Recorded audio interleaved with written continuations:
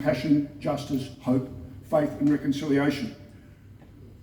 What we're going to do is shortly we'll be having the Sydney Street Choir getting us in the festive spirit, and we're expecting some of our talented sing-alongers to participate in that.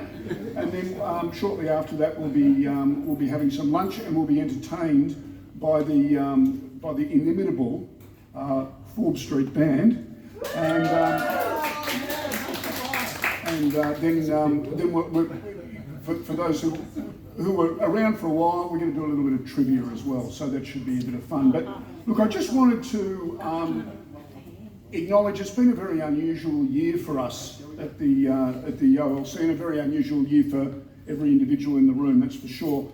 An anonymous member of the community, and when I read this I can understand why they want to remain anonymous, has provided a little verse just relating to the OLC this year. And I'd just like to read it out. What a strange year we've just lived through down in the heart of Woolloomooloo. We planned to open fully early in the year. We were full of great excitement and excellent cheer. But just on Christmas 2020, there were COVID breaches caused by some tosser on the northern beaches. Everyone was nervous, and we postponed our restart, and we began with cooking, gardening, music and art. If you wanted to chill here, you couldn't get a look in, you had to pick an activity for which you'd have to book in. We were busting to be a part of a place to just drop in and hang. We wanted some buzz here. We so missed the gang. We wanted to have people in our little heaven just cruising to the sounds of 101.7.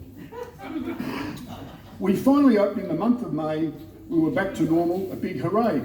We were starting to pump, we're happy, but then some tosser from Bondi started COVID again.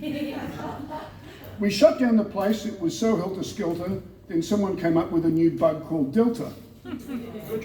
We reopened activities by appointment only. Once more we were feeling sad and lonely. We've now opened again, the show must go on. I think we all agree, go away, Omicron.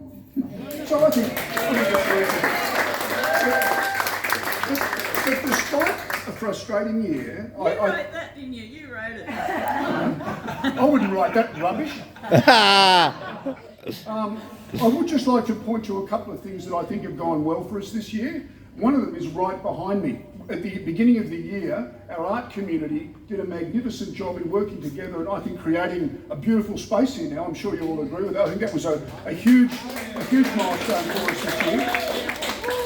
And the art community also participated, many here, in the Art Space project, which was a larger community project where we were submitting chalk drawings all around Woolloomooloo and the environment around here, and that was a tremendous public activity that we were proud to be involved in. And then, of course, toward the end of the year, under John's supervision, we got our community mural activity. So I'm sure most of you will have seen those beautiful pictures that we have on the side of the Holiday Inn up at the cross here. And we've got more planned in the early part of 2022. So I think that was a great little milestone as well for us. Pottery began again in those small window of opportunity that we had, and the pottery group was really buzzing through a lot of that open period, but unfortunately not again until next year. The craft community got going, and we can thank the craft community for some of the lovely decorations that we see here today,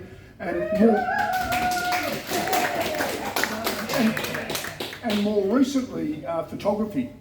Mel, who's come along, and many of you have been engaged in the photography course. And there are some, and for those of you who haven't looked, have a look at some of the beautiful photography on the walls that we've just put on display. But that's something exciting for both the recent past and the future. In the music community, those who know our guru Omar, many benefited from positively with their guitar skills over the last couple of years since he's been around, and he plugged on virtually as well as face-to-face under all sorts of conditions in the last 2 years. And of course,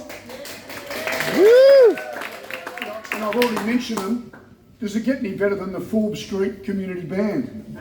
Well, when I say the Forbes Street Band, the community thing that they did this year, and I can't even remember when it was I think around June this year, we had an awesome concert down at Plunkett Street down here in Woolloomooloo, hugely attended by the local community and some of the guys here on the Barbie, and we just had this fantastic festive day, and it was just a special moment, I think, and I think it was coming out of the 4th Street Band at that particular point in time. You're right.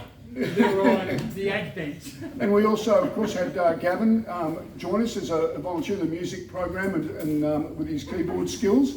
And we, during again a brief course of the year, we had Abby Dobson come in and she did some vocal training, which was also very well received. And we're hoping to continue vocal training in the, as we go into next year as well. What else did we have? We had the Milk Crate Theatre, a very well attended program. They conducted their activities there, and that was fantastic. But they've disappeared, but to come back hopefully as early as possible next year.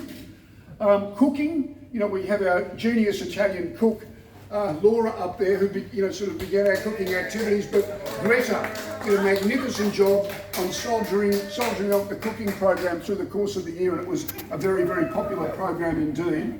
And we're shortly to have to thank all of our cooks for a fabulous lunch. The other great milestone